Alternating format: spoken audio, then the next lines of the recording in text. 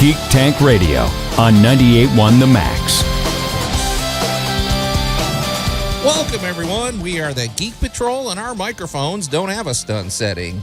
I'm Joe Thorderson, here with my friends Brandon Olmstead and Allan Gilbreth, and our buddy Max over there behind the glass. And Alyssa Diggs has got one more assignment that she's out on, and then she'll be back next week. But today is a noteworthy, January 5th. Today will be a noteworthy, this is an experimental show. We are going to do a fully organic Geek Tank radio show. Although, let's be honest, we've done this before, even though listeners may not know. We are going to organically see where the conversation goes today. Was that organic or compost? Yeah.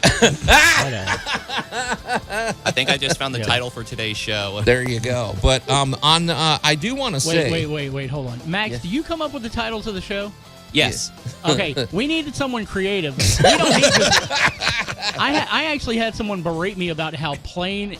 the titles were. I was like, but you know what's on it? No, let's be fair. It depends what platform you listen to. Max does the 98.1 The Max platform, and Allan comes up with the show titles of the other. So it depends which, Well, nobody listens to this on the Max platform. Okay, well, whatever. They listen to it on the radio. Okay. Hey, so you guys, I do want to say something, though. So it's the beginning of the year. 2025 is here.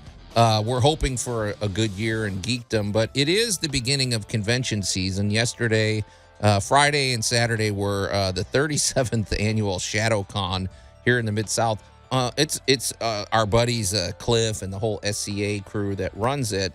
Allan, you've been at pretty much every one. You were at the first one.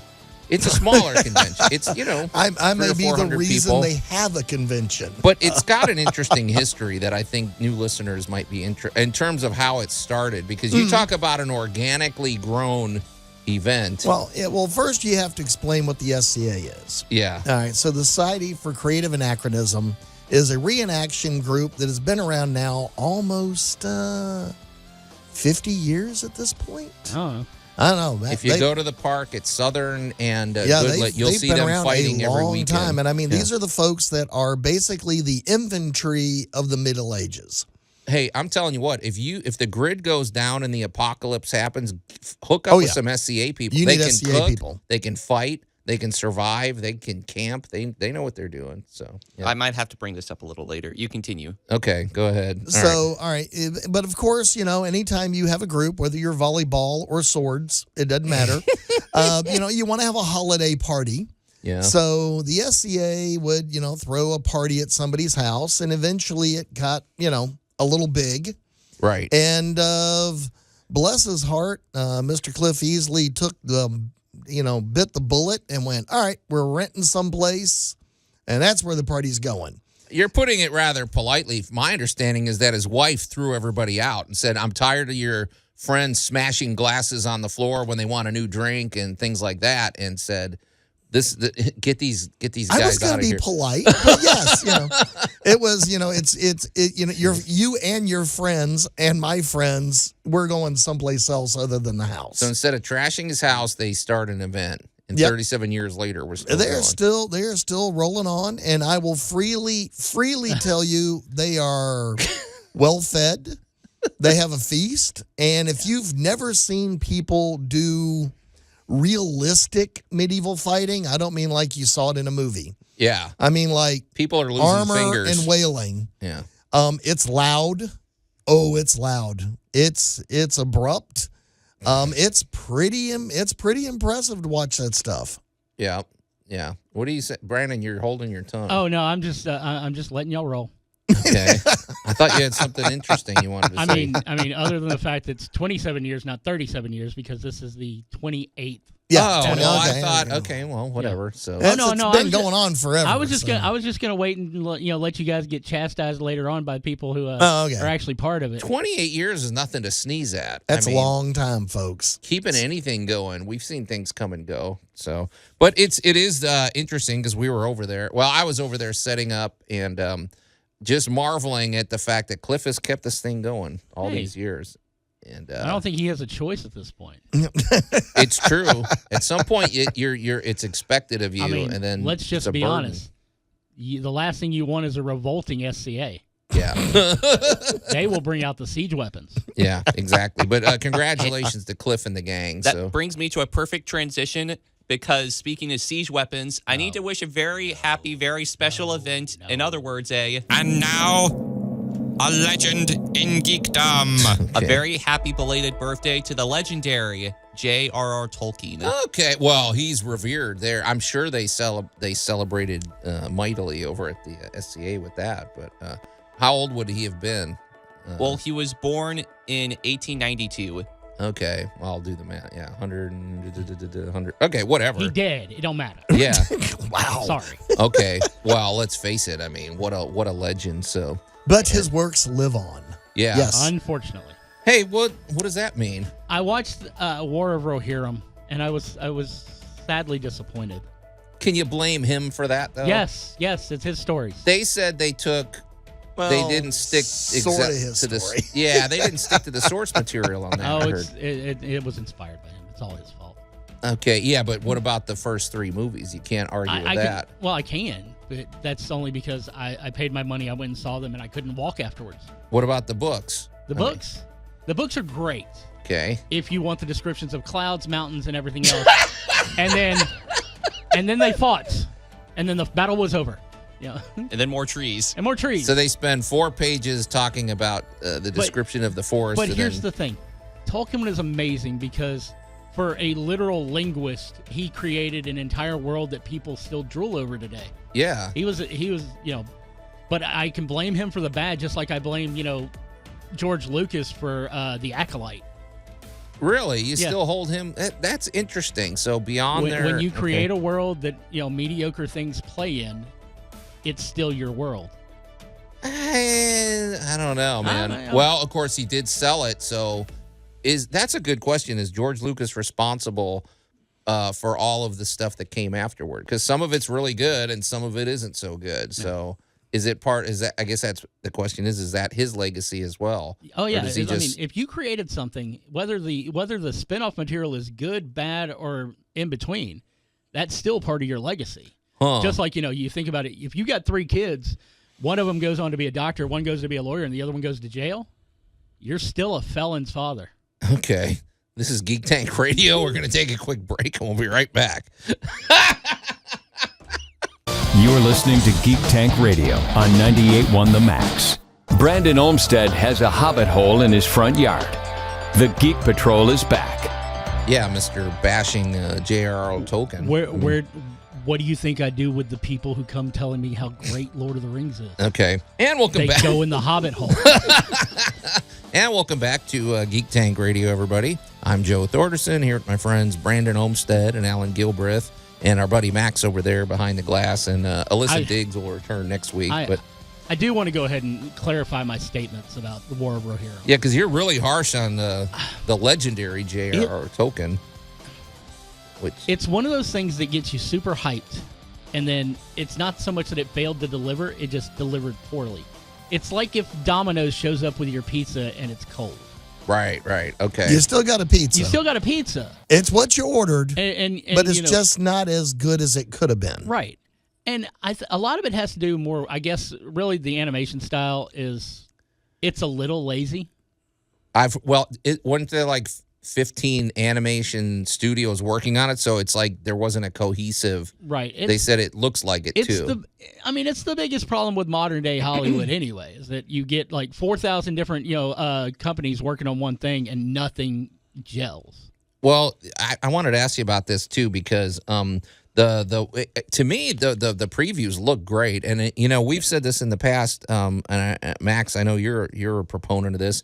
We love a lot of anime out there. Just blows away Hollywood, and when it comes to storytelling, however, it's not all coming from Japan, right? Right. I mean, My criticism was if there's an oversaturation of the medium of anime, is it slowly going to degrade the quality? Because now it's no longer this niche thing outside of like it being really popular in Japan. but it seems like the Japanese studios do it better than in America, because this was an American production, right? Well, So- yeah, and I think the deal here is that anime, we need to stop, just lumping it all together as anime. Yeah. Just because it uses an anime style does not make it anime. It's like how a lot of people use the buzzword for yoga and Zen, and it's not actually truly yoga or Zen. Right. Yeah. It's like you see something, like from Miyazaki or something like that. That's anime. Not only is it beautifully done and rendered, it also has a very good, compelling story that no matter what medium you use, you would still be interested in this story. So anime let's leave it as it's the art form. But anime-inspired, animation, right, tends to fall very flat. So I think as long as we can still differentiate between them, we'll never see a degradation of genuine anime. But this was a production from, and plus, they didn't stick to the source material. This is something that should have been an Amazon Prime, 2.5 hour movie, that you watched on a Sunday afternoon. Okay. All right. Okay. I've come to this realization, though, guys. If something offers an amazing limited edition popcorn bucket, the movie probably isn't going to be that great. Really? Wow. Now, that's an interesting... why? I don't know. It's like they feel they need to entice you into the theater. They're compensating. How about the Dune 2 popcorn bucket with the sandworm? Well, and in fairness, Dune 2 is a great movie, but in my opinion, it is not quite as good as the first. It doesn't have that different. Shakespearean feel to it. What do you think? I'm gonna have to agree with you guys. It's not. It feels epic still, but. Yeah, it just kind of falls short of what we got with the first one. And honestly, from what they're saying about Messiah is going to blow 2 out of the water. Oh, okay. So, good or bad? Oh no, good. I mean, it'll make Messiah is going to be amazing. Well, I'm thinking back to the source material. Yeah, one truly was epic because we were introducing everything. Right. We had all the real conflict in one. 2 was resolution. Right. And which was fine, but we had to wrap it up. It was basically all right. We set up all the problems in one. Right. Now we got to spend a whole movie mopping up. And see, I'm kind of feeling that same way about how Wicked's going to go. Like I've never seen the stage play. I've never read the book for Wicked. I went. Me and Amy watched Wicked yesterday. Okay. Phenomenal. Everybody's saying it's surprisingly good. If you like musicals, it hits all the right keys. If you like watching the origin of someone's villain era, which as being completely misrepresented, this story is great. Everything across the board clicks all the boxes. But when I'm hearing from people who have seen the stage play and they go, yeah, this first half of it is longer than the whole thing put together. It makes me worry for how they're going to pad the second half, right? Because it cuts off with a to be continued, and of course, in November we're going to finish off what is probably one of the longest intermissions in Broadway history. So. It's true. Yeah, that's what I wonder too. Yeah. All right. So you're bringing up an interesting live action question here, Brandon. Right. Okay, so. Here comes of a little director from down under, and he says, all right, I want to try to make, two Lord of the Ring movies. And somebody goes, well, aren't there 3 books? How about 300 million instead of 200 million and do it right? Right. I think we can all safely agree Lord of the Rings was delivered. Oh, yeah. Matter of fact, they cut half of Lord of the Rings and still delivered 3 nice, big, long movies. Yep. And then turned around and gave you all that material anyway and delivered those wonderful extended editions that if you decided to watch all those back to back, you're spending all day at the theater. Yeah. Your legs are going to be numb by about midnight when you finally try to get up and walk. Right. Yeah, they extend a 3-hour movie. All right. Yeah. I'll pick on The Hobbit. It deserves it. Everything that was inferred, Mr. Jackson attempted to put on the screen. Mm-hmm. And if you're just not addicted to canon, they're fun. They're fun. I don't know. They're fun. I enjoyed them. Those They're movies fun. didn't do it for me. Yeah.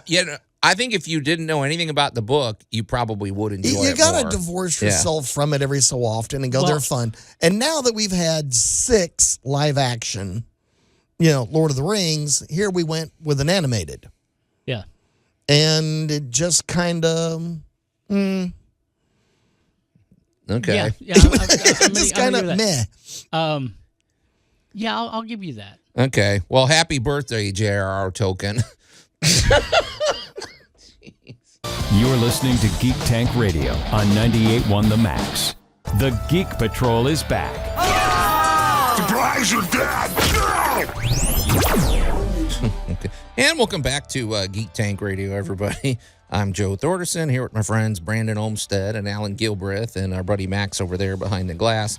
And if you're just tuning in, we are today is 100% organic, and you're going to get what you get. But it's funny, we'll probably run out of time before we run out of material. But if you're new to Geek Tank Radio, you should know there is a rich history. We have now officially entered into our 10 year. We are weeks away from our 10-year anniversary of Geek Tank Radio, and it's funny. We seriously apologize. Yeah. Well, I was just reflecting, you guys, because I was just remembering some of our earliest episodes, and if you take yourself to the Wayback Machine, one of the earliest episodes, I remember our excitement about the upcoming Daredevil show on Netflix and the upcoming Star Wars movie sequel that was coming up, and and the world was our oyster, and we had so much material on the horizon that we were excited about. Hey, every Joe? time they made an announcement, we were excited and happy. And 10 years, you know what I'm excited for? Let me show you how things don't change. Right. You know what I'm super excited for? right? I am really excited about Daredevil Born Again. There you go. I'm seriously excited about this. Well, And- not everything's bad. I'm just saying, but it's interesting how the world has changed, and what a special era that was. I mean, let's face it, there were an abundance of We had an projects. embarrassment of riches 10 Right. years ago.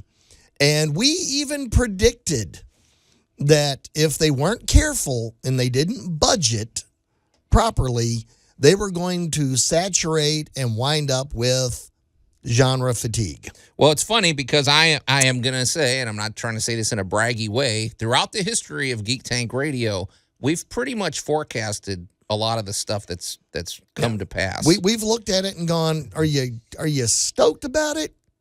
And we might have been stoked at the first trailer, but by about that third trailer, you kind of went, oh, I'm afraid I've seen the whole movie now. Yeah. And that's happened more than once. And but I gotta say, 2024 really brought out how much money can we tank.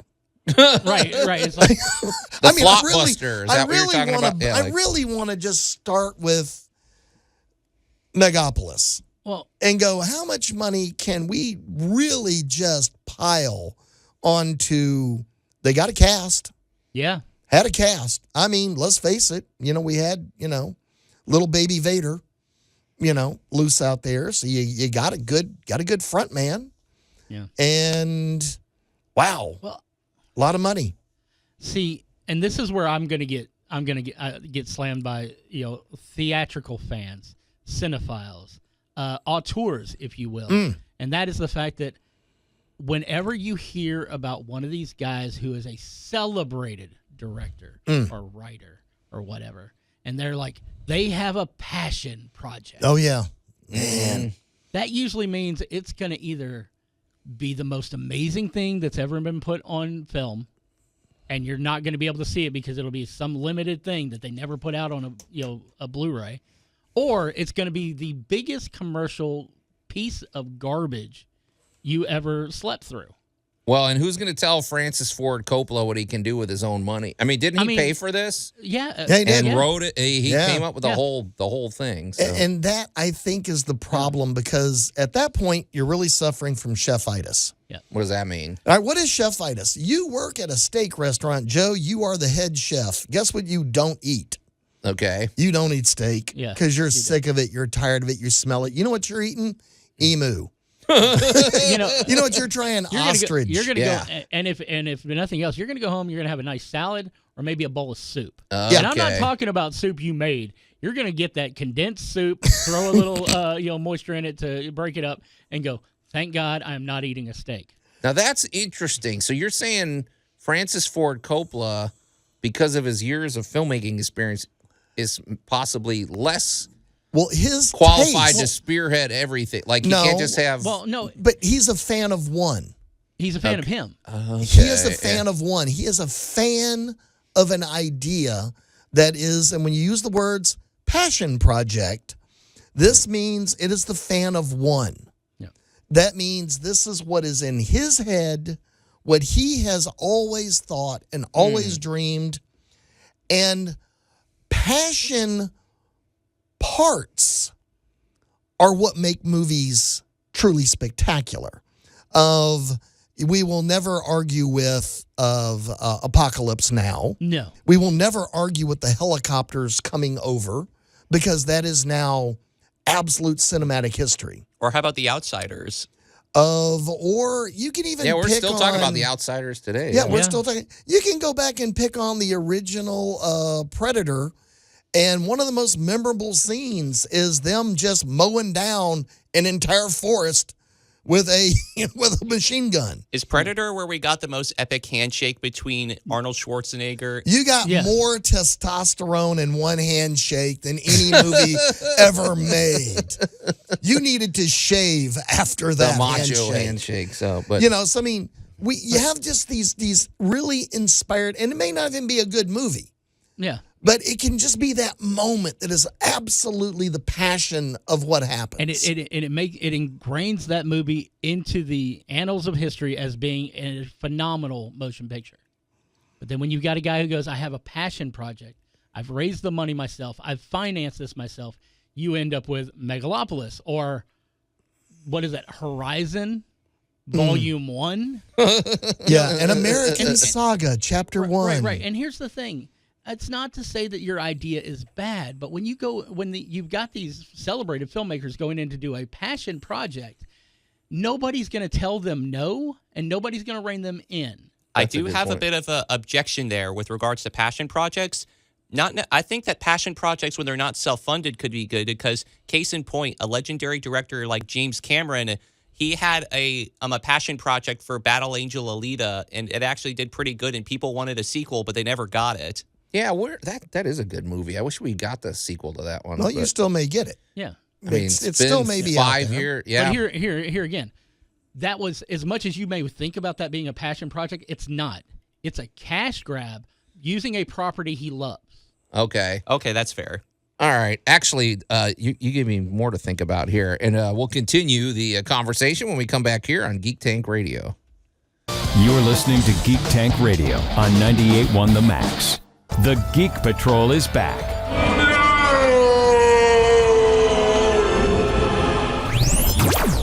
And welcome back to Geek Tank Radio, everybody. I'm Joe Thorderson here with my friends Brandon Olmsted and Allan Gilbreth and our buddy Max over there behind the glass. And Alyssa Diggs will be back with us next week. And today was to kick off the 2025. We thought we would do a fully organic show, which let's pull back the curtain. We've done many of these, but we never told anybody we've done it. So, Right. Well, let's face it, we're never going to run out of stuff to talk about between us. And We are pretentious blowhards. right, but we wanted to see what would happen if we just let the show unfold. And somehow we're throwing, Brandon is throwing J.R.R. Tolkien under the bus. I don't know why. I will not only throw him under the bus, I will back up over his corpse 400 or 500 times. Well, I don't support that. And if you want to send hate mail, Send it to Come on. geektankradio@gmail.com. Engage with us. Something Okay. people don't do. A fair criticism is talking about Francis Ford Coppola's latest effort, what is it, Megalopolis, which, I mean, is he going after the Metropolis sort of epic sci-fi vibe or something? But have you seen Megalopolis? no. Or have you at least I seen might watch it out of have curiosity. you at least seen enough of the trailers? To Yeah. get Oh, wait, the I saw the premise? pitch meeting for it. The trailer looked All right, cool, so but, So if you've seen the pitch meeting and you've watched Metropolis, tell me. You see the inspirations, right? Oh, I mean, isn't it's it? there. Yeah. Oh, it's totally there. Okay. And we understand the full passion of that. But, all right, Brandon, I'm going to make you recall something you just said a minute ago. And I'm going to agree with you. I'm going to say We tend to do that. It's kind of scary. It is more frightening than most people actually know. I have an old expression that I've used on people occasionally, and it's, when the past calls, don't answer it. It has nothing new to say. Right. Well, we have, for the last 10 years, we have been living through superherodom. Oh, yeah. Because we finally had the technology to produce these movies realistically. Mm-hmm. We now have a monsterverse. Godzilla is no longer a Japanese gentleman in an 80-pound concrete suit. Sir, I totally freaking salute you for being able to do anything wearing 80 pounds of concrete. It's true. I don't care about the movie. Dude, that's amazing. But we've had a lot of cinema people going, look, I'm tired of superhero movies already. And that was 7 years ago. Yeah. And it's kind of like, all right, well, you know what? You're not tired yet because we're not done. Well, now it's 10 years later, and we are a little tired of superhero movies. We're a little tired of Star Wars. Mm-hmm. We're a little tired of this, that, and the other. And every derivative thereof. And, you know, and then we'll bring up a just blatant, I don't even know what they were thinking. But I want your quote about it's got to develop and move forward. All right. So you know, and during the break, you know, and towards the break and everything else, I got on the tangent and I said, you know, cinema's got to keep, you know, you got these auteurs who always say we got to go back to basics, we got to go back to this, but cinema's got to keep moving forward, just like every art, because if not, it becomes stagnant and it dies. Mm-hmm. If you don't innovate. For that, I'm going to throw out one word. Borderlands.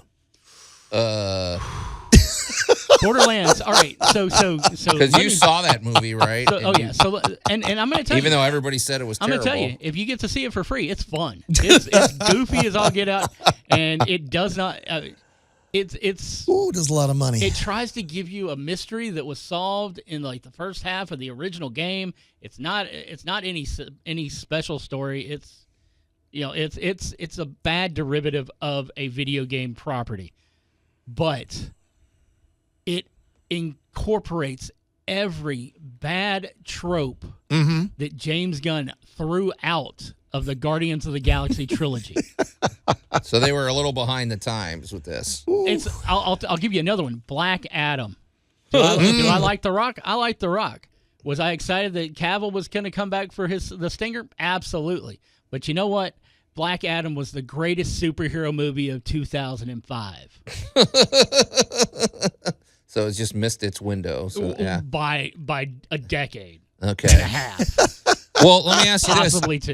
Because growing up, I never heard the term Flopbuster, but it became pretty common over the last few years, which is, my question is the era of the Flopbuster going to actually usher in a better era of movie making? Because now it's like, okay, you don't have to spend $300 million and make a movie that's going to tank. And I think Godzilla minus one? I think exactly. I think it also proves to the studios that if you're going to put that much money into something, you need to make sure that you've got a story that will bring people to the theater. There you go. I also have a question, too. Okay. Do certain stories belong in certain mediums, i.e., like keeping Borderlands in the video game, I'm a medium, or a video game that I like or like Halo, keeping that in the video game medium? I'm gonna say it like this. Yes. First of all, I'm going to agree that, yes, some things should stay in a certain medium. There are novels that should never be made into film. They should always be prose on page. When it comes down to video games, I have always felt that video games truly belonged on the console or on the computer or in the arcade, and that you played them. The reason Link doesn't talk is because he's you. You can't be you in a movie. Unless you're doing a hardcore Harry, at which point you were a first-person participant in the movie. It made you want to throw up a lot. But I've also watched Secret Level, which is an Amazon Prime series, which each episode takes place in a gaming verse. There's a Pac-Man episode. There's a Mega Man episode. There's a Dungeons and Dragons episode. And it shows that while there is a place for you in other mediums, never give up on what makes you special. Huh. Okay. And that means that, yes, most of your comics, if you want a true comic, verse, read the comics. That's a good point. Because even today, my favorite Sandman stories are the comics. I mean, the show, the live action one was good, but it doesn't hold a candle to the actual book. Right. So, Well, keep in mind, they're different formats providing different product. Yeah. All right. Well, we'll keep our eye on it. But you guys, this first show of the year is over, so let's get out of here. So until next week, we are the Geek Patrol, and I am Joe Thorderson. I'm Allan Gilbreth. I'm Maximilian. And I'm Brandon Olmsted, reminding you that sometimes you got to get spiteful with the things you love.